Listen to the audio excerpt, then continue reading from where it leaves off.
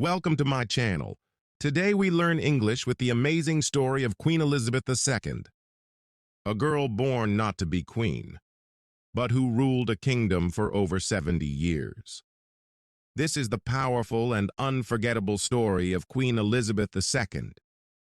She was never supposed to be queen. She was just a quiet girl who loved dogs and horses. But one decision changed everything. Destiny opened a door and she stepped through it, not with noise or pride, but with grace, duty, and unshakable calm. This is the incredible story of Queen Elizabeth II. Queen Elizabeth was born as Elizabeth Alexandra Mary Windsor on April 21, 1926, in London. She wasn't born in a palace, but in a townhouse at 17 Bruton Street, in a fancy part of London called Mayfair. Her father was Prince Albert, also known as the Duke of York, the second son of the king. Her mother, Lady Elizabeth Bowes-Lyon, came from Scottish nobility. As a child, she was called Lilibet by her family because she had trouble saying her own name. Everyone loved her warm smile, kind eyes, and love for animals, especially Corgis small, smart dogs with short legs and fluffy butts. She had her first corgi at age 7 and would own over 30 during her lifetime. In 1930, Elizabeth's younger sister, Princess Margaret, was born. The two girls were very close. They played, studied, and laughed together in their private royal world. No one thought Elizabeth would become queen one day.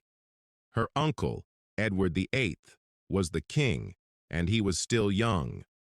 But in 1936, everything changed.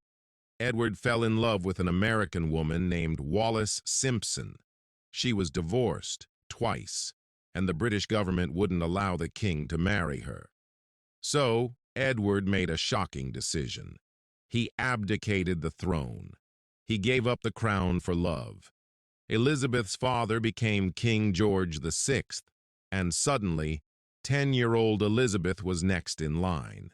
She was now the heir to the throne. Her life would never be the same. From that moment, Elizabeth was trained to be queen.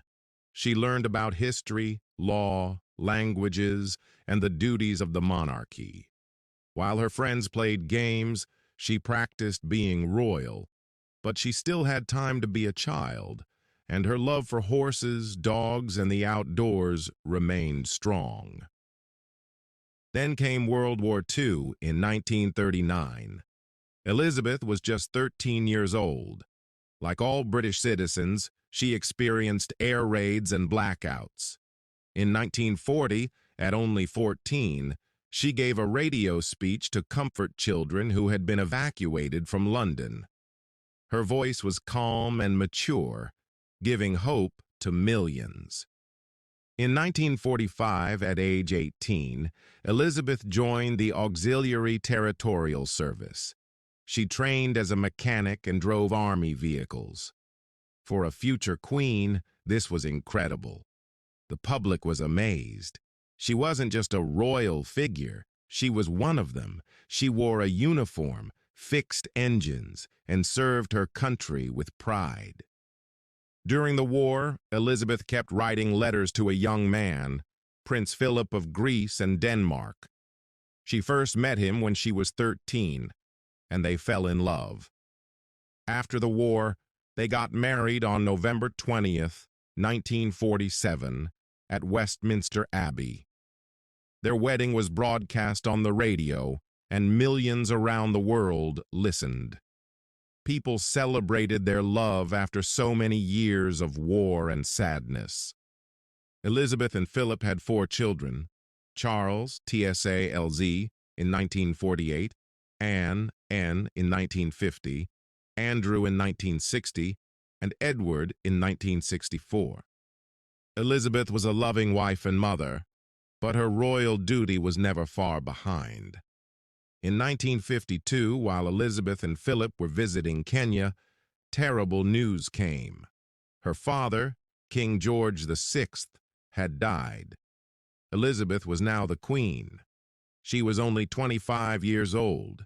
She immediately returned to London. There was sadness for the king's death, but also great curiosity and hope for the young queen.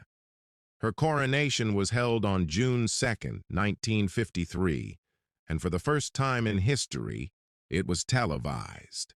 Over 20 million people watched her take her oath.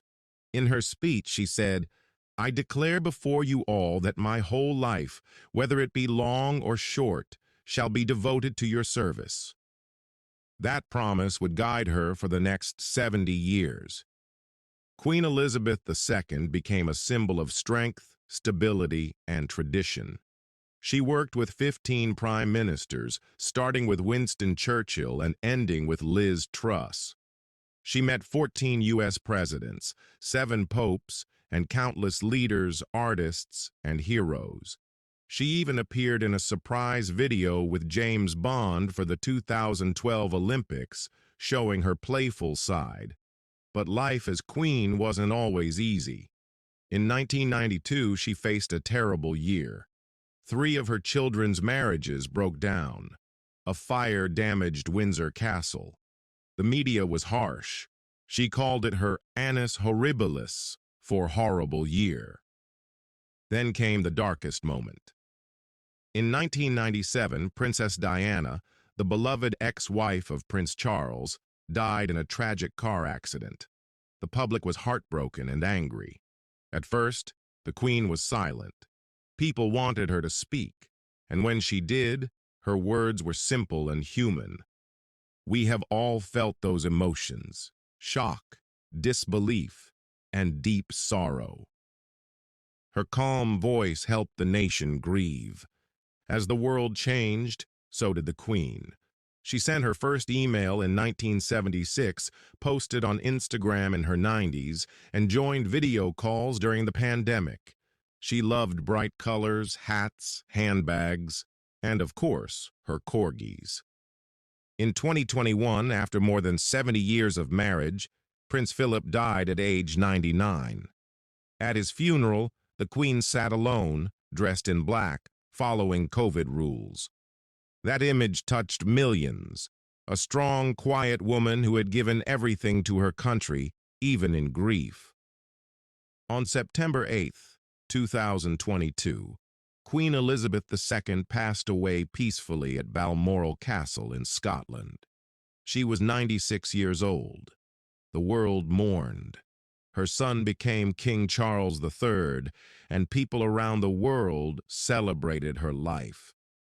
She had ruled for 70 years and 214 days, longer than any British monarch in history.